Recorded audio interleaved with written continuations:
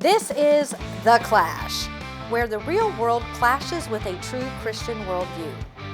Join former professional wrestler Chris Whaley, known as the Masked Saint, who is an author, pastor, and teacher that brings his wrestling skills into the squared circle and tackles real-life issues.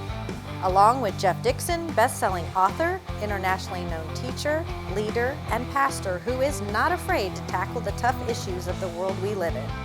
Together they form a tag team of wisdom in The Clash.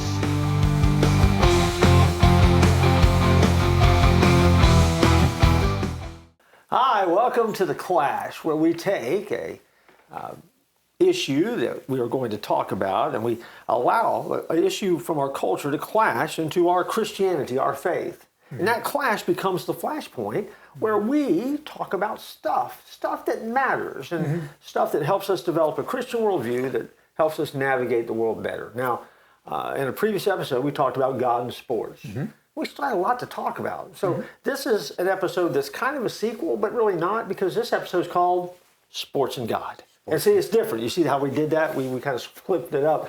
I'm Jeff Dixon, I'm your host, and I'm sitting next to the Saint. And we found out in a previous episode he used to be a referee as well. Oh, yeah. I'm sure I probably yelled at him at some point in his refereeing career. But Chris, welcome back to the party. We're going to do some more sports chat. Yeah, Jeff, before we take a break, you think God cares who wins? I think he does, but, and maybe we can tease this before the break, but I don't think he cares in the way we think he cares. How about that? Oh, I like that. A little bit of mystery now. Wow, you're gonna kind of get into that when we come back from the break? Oh, sure, we can. Yeah. Oh, okay. Okay. Sounds good. All right, don't go anywhere. We'll be right back. Hi. Just want to ask you a question. This is an important question. Have you been to the Clash store yet? You don't even know that it is a Clash store? Where have you been? Follow the links that you see right now and visit the Clash store. You can get all sorts of Clash gear. You can get coffee mugs. You can get tumblers. You can get those fancy cups that keep things hot and keep things cold. We have all of that, but not just that. We have gear. We have hoodies. We have shirts. We have sports shirts. We have t-shirts. We have anything and everything that you need to let folks know that you are involved in the Clash. You're taking your Christian worldview and you're allowing it to clash into the culture around you. And so, sports show, support this ministry, take time to visit the Clash store today. Hey, welcome back to The Clash. We're talking about sports and God. Before the break, I said, does God care who wins? And you kind of intrigued me on that one. You're gonna kind of go somewhere with that? Yeah, I mean, you said, does God care who wins? And I said, yeah, well, God cares, but not the way we think he does. And here's what I mean. I think that I think God cares about sports, and I think he cares about the outcome of sports, but not because of what's on the scoreboard. Because if you think about it, sports are an opportunity for God's creation to use their gifts and their talents and to enjoy competition and play. And I think God cares about that a lot. I think, I get really intrigued with athletes and like post-event, interviews. Because anymore, it's not uncommon to hear an athlete, I want to thank Jesus, all good things come from him, and I thanks for giving me the ability to play, blah, blah, blah, blah. And so I like that part. As long as they don't get to the part, and it's Jesus who wanted us to win tonight. Because I don't think Jesus really pays a lot of attention to the scoreboard. I think the scoreboard he's looking at is, as you as a Christian, you as a Christian athlete, how did you conduct yourself? Did you conduct yourself in a way that honors him and uses the giftedness and the talent and the artistry that he gave you? And I think it matters. And so I think that God does care. I just don't think that he's as upset about the wins and losses. More about our character than the scoreboard. Always. Yeah. But I think it's important to God because it's important to us that we get the opportunity to play. And so I think that's good. Well, you hit on something that I agree with. I actually think, Jeff, that sports are a gift from God. And I'll tell you why. Competition, teamwork, discipline, excellence, that all reflects God's creativity. Yeah. Would you agree? I agree. Oh, yeah. I agree. And I think sports really, as a Christian leader, I think that I probably learned as much from my experience in sports over the years than I did anywhere else. And so, I mean, I really do believe that has. I think it's a great learning lab for leadership skills and things that you'll use later on in life for years and years and years and years. I mean, so I think athletics in some ways kind of defines part of athletes' lives if they've had a level of success at it, and I think that's important. And so, and I think God cares about that too, because I think He uses it to help you and I and whoever, develop the skills that they need to lead effectively and successfully. Very good. Yeah. What else you got on your little clipboard?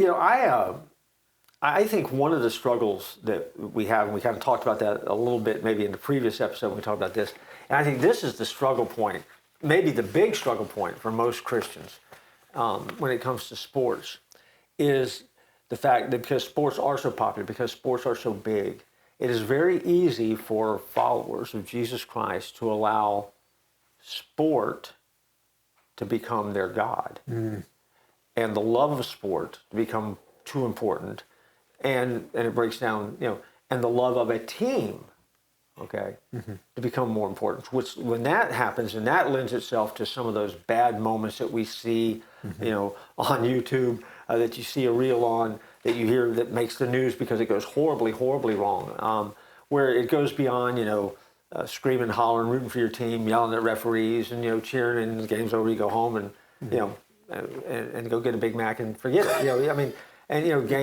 Next game's coming around the corner. When you obsess about it, I have an aunt that one time, UK basketball fan. Oh my goodness! She loved UK basketball. Obviously, she's from Kentucky, and this was back in the days before all the games were televised. I can remember being at her house, and we would listen to the UK games on the radio. Man, she would scream and she would holler at the radio. Kaywood Ledford was the play-by-play guy. She would scream at Kaywood to tell us what was happening when he wasn't saying it fast enough. And if they won, it was just like great, because basketball you play twice a week. But if they lost, she would that night pace the floor, reliving the game, worrying about it, smoking cigarettes. Worried about it, and then she also would over the next few days just analyze to the point where there's nothing she could do to help them. I'm sure. I love my aunt, but the woman never made a jump shot in her life. And at the end of the day, so there was nothing she could do. I don't know if she ever went to a UK game in person, but she was obsessive about it. And in some ways, then the Wildcats became God. And you got to be, and so I think, you got to be careful. But there was a line from a movie that Jimmy Fallon was in, where he was a big Red Sox fan. I think Drew Barrymore was in the movie with him. She I remember that asked me a question. She said, "Have the Red Sox ever loved you back?" And it's that no. It's kind of like that moment where you get kind of stuck where, as passionate as we are about our teams, if we let it get out of control, those teams don't love us back. They're just a team.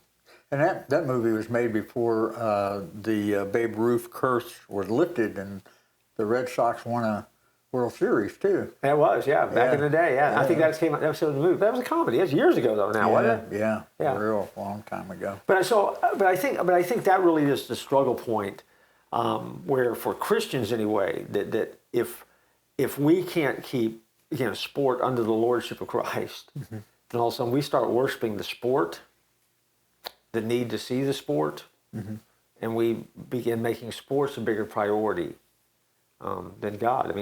I know people who will spend more on sporting events than they will contribute to the church, or they fail to tithe because they're spending so much money on their sports teams.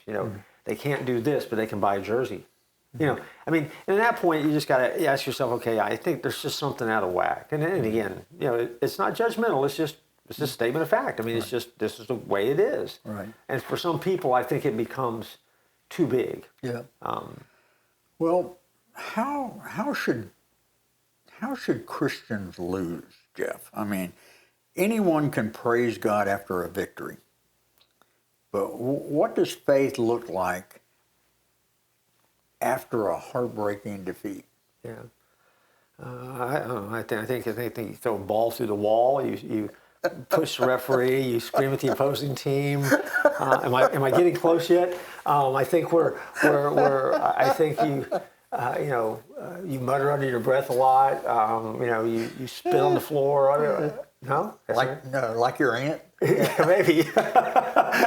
Smoke cigarettes? Yeah, but let's go smoke a cigarette. But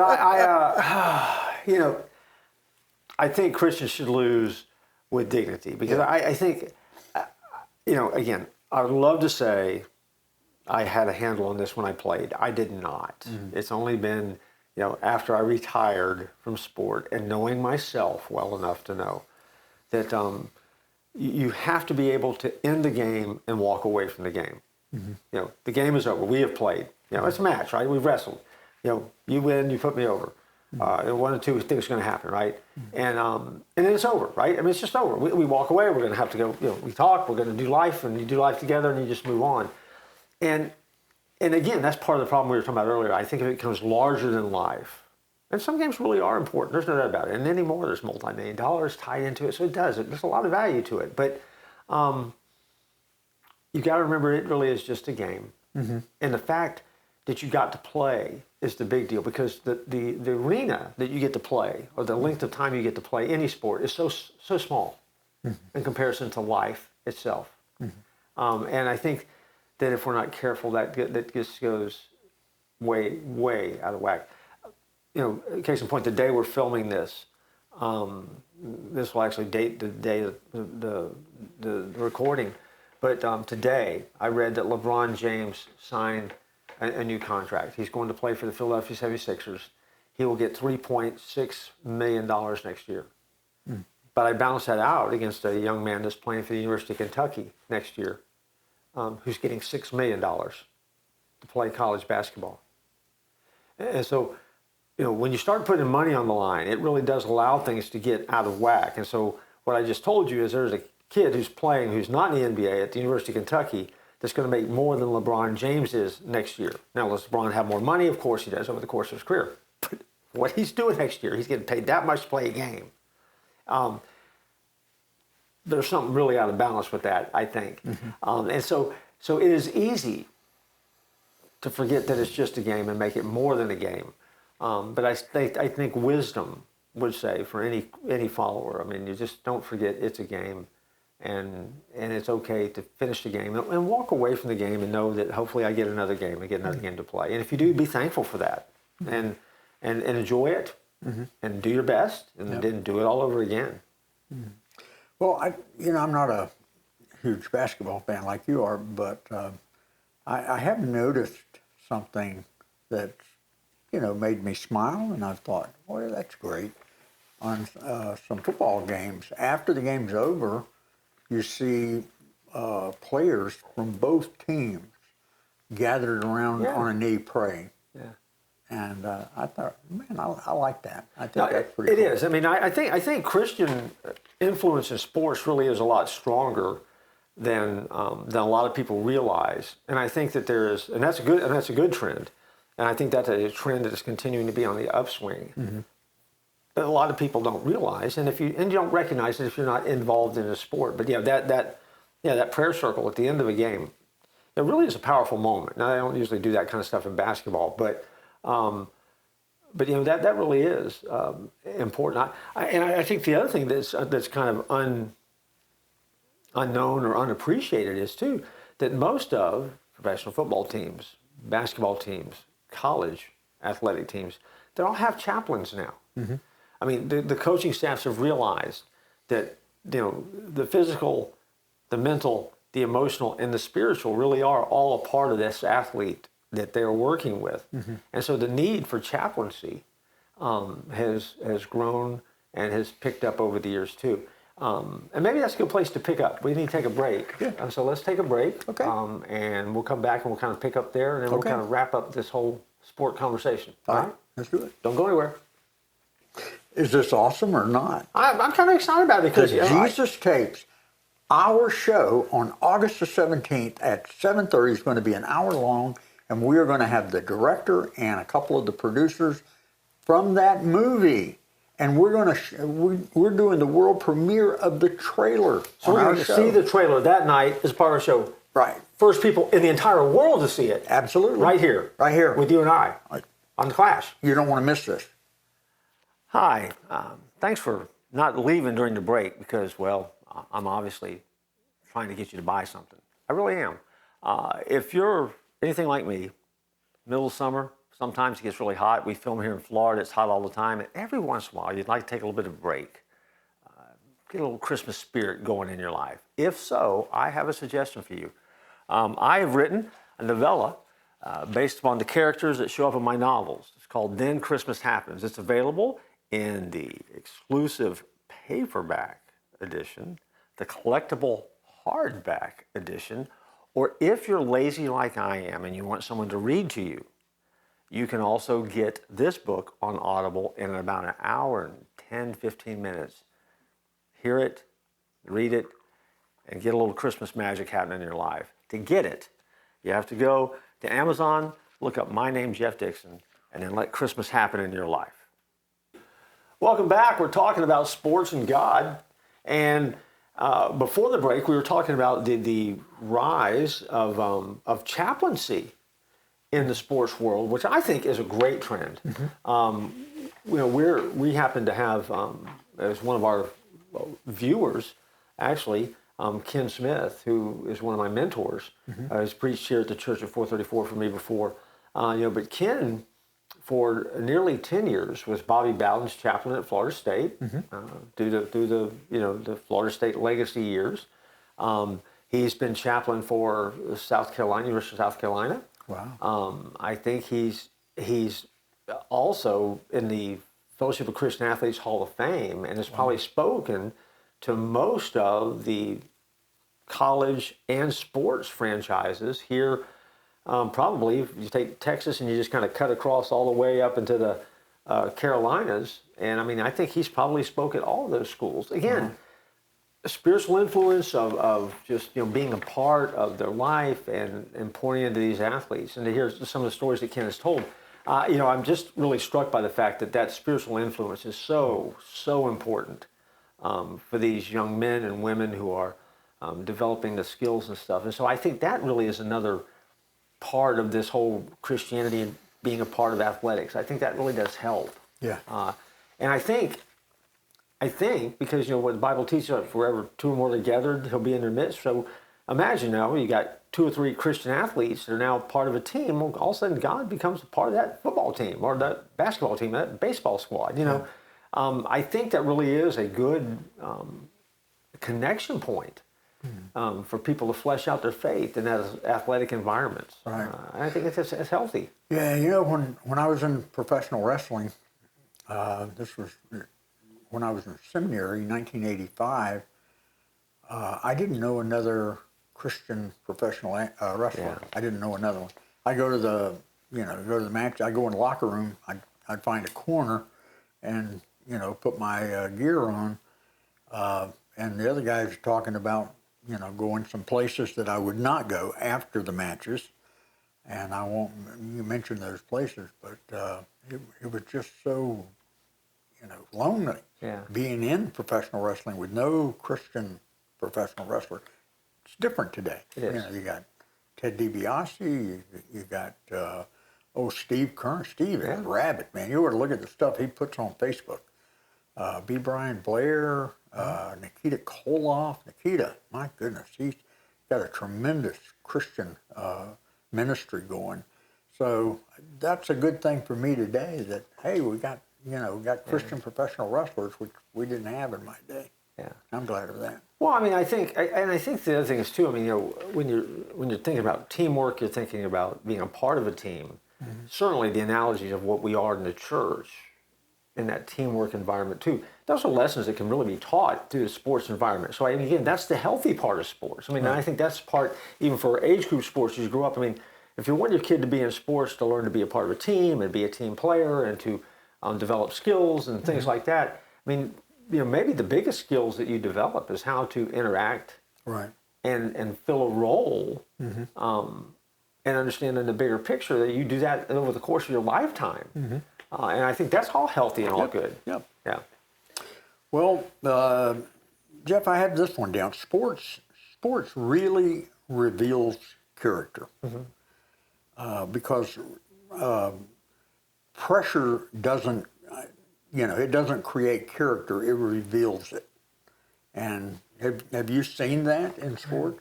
I think we see it a lot in sports. I mean, Yeah. I think we see, and again, I mean, it's understandable, right?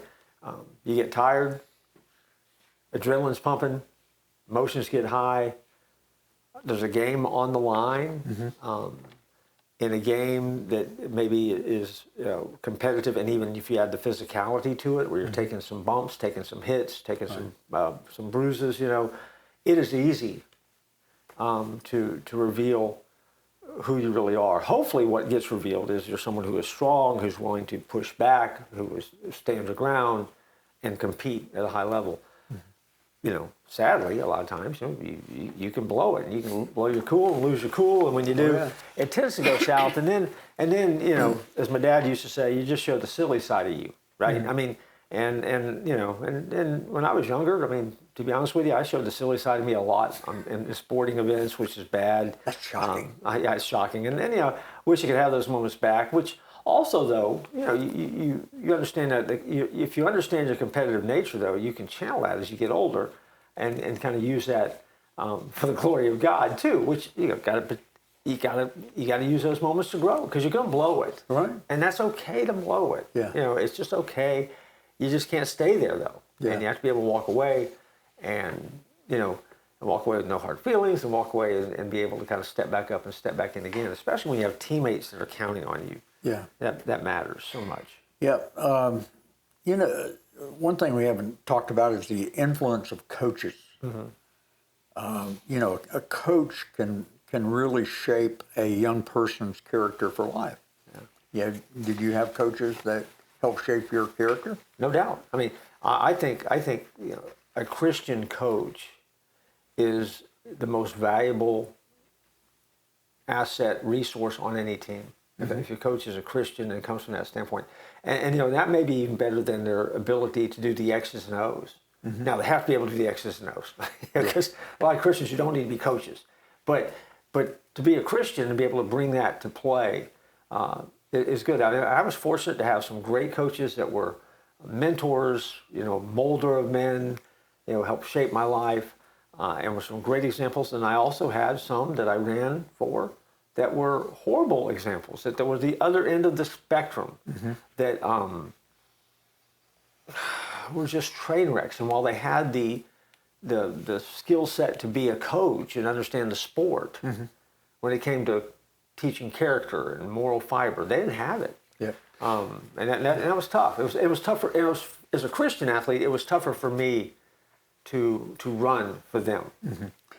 Well, I'm going to redeem myself here, because in our first episode on God in sports, this one is sports and God, but on our God in sports, I kind of, messed up, and I named a couple of Florida, quarterbacks and all. But I got to tell you, the greatest Christian example that I have ever seen in sports is Coach Bobby Bowden. Bobby Bowden, sure.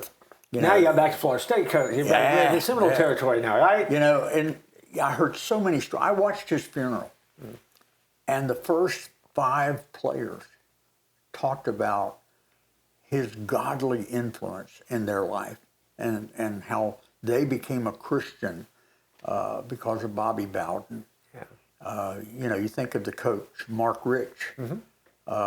Mark Rich listened to him one night, and the first thing he did that morning was he went to the coach's office and said, I want to know about this Jesus.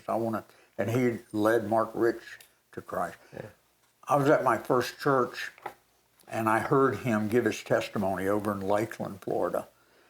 And I hand wrote a letter to Coach Bobby Bowden.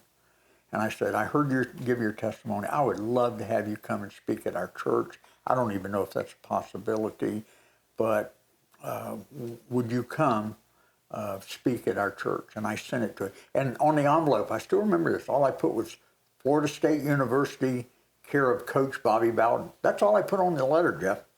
And I put Tallahassee, Florida, of course, and I sent it. The next week, I get this letter from Florida State with the Florida State emblem on it, and it was from Coach Bowden. Wow. He said, Chris, thank you so much for inviting me. I'd love to come to your church. Can you give me some dates? There'd be no charge for me coming. He said, I do ride state aircraft, and you'll have to pay for that aircraft, but that's the only charge.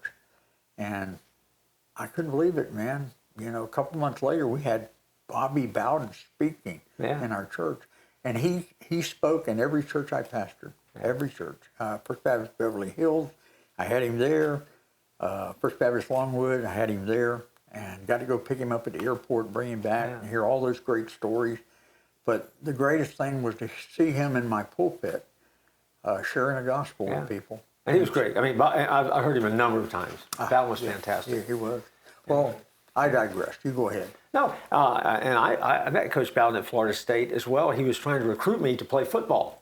Really? I was there on a track scholarship, and I was running on the track one day, and Bobby Bowden shows up on the track to see, you know, this new crop of freshman track athletes that are there and watching us run the 40. And I kept thinking, it's really odd that we're running the 40. I mean, why would we run the 40? Because the track, you never run the 40. Right. The 40 is a worthless kind of endeavor in track. I mean, that's just not the distance. It was for Coach. Yeah. And so all of a sudden, it dawned on me, that's Coach Bowden up in the stands. And man, he's up there watching he's got a stopwatch. He's got somebody with him that's got a clipboard, and they're watching you real close. And so 2 days later, I get a call, and I get a call to go over to Coach Bowden's office. And so I go over there, and you know, Jeff, I watched you running the other day. You're fast young man from Orlando, Florida. You know, and he's looking at some piece of paperwork, I guess had something about me on there. And he goes, you ever play football at Edgewater High School? No, Coach, I didn't play football at Edgewater High School. And so kind of just went back and forth. And basically he said, you know, you're already here. Why don't you go ahead and let's think about playing football next year. Let's get you out there in spring practice after track, you know, and we get you out there and kind of go through the motions and just see what we can do. And he goes, we'll put a little weight on you and, you know, and work with us and, you know, just see if you could, you know, make the jump and play some football with us. I'd love to see if you could catch football, be a wide receiver, you know. And so we talked about that. And it was for him, it was a serious conversation. For me, you know, I walked out the door thinking, you know, I'm doing everything I can to run as fast as I can. And I'm thinking to myself, you know, if I put on 30, 40 pounds, all of a sudden I'm not as fast as I was anymore. Mm-hmm. And so my track career would be over, while very flattering. And there was no scholarship on the table because I was already there on a scholarship. But they actually did piggyback a few scholarships to get some guys to go over. And a couple of my friends ended up going over, and they didn't play because they're track athletes. What do they know about playing football? But they were on the team because, again, they were fast, they were strong, and they were athletic. And that was just Coach Bowden. I think if there's a regret, it would have been to say, well, it'd been nice to just play for Coach Bowden, to say you did, just because of who he was, as you mentioned. That was a big deal. Oh, he was hilarious. Yeah. I loved him. And I did notice your friend that spoke here last month, he told a joke that Bobby Bowden always told. So I'm sure he got that from Coach. Yeah, and you know, and the thing, I mean, when Ken comes to speak, he always will bring with him, or usually is wearing the national championship ring, which is pretty cool to see. I've actually had it on my finger. It's a lot of fun. Pretty cool. Well, listen, we have talked a lot about sport. We talked about sport and God. I think the verse that I'm struck with is out of Colossians. Whatever you do, work heartily, as for the Lord, not for men. I mean, I think if you're an athlete, you have to bring your best to it. Yeah. I think that if you're an athlete, the way you compete really is an act of worship, or should be, could be. And I think for a Christian athlete, that really is essential. And really is a part of just this whole idea of bringing sport under the Lordship of Christ. Right. But we're out of time, so we need to go. We need to cut this topic off and let these folks go on with their life. And so let's be good sports about that. Okay. I got one thing to say. What's that? Don't tap out.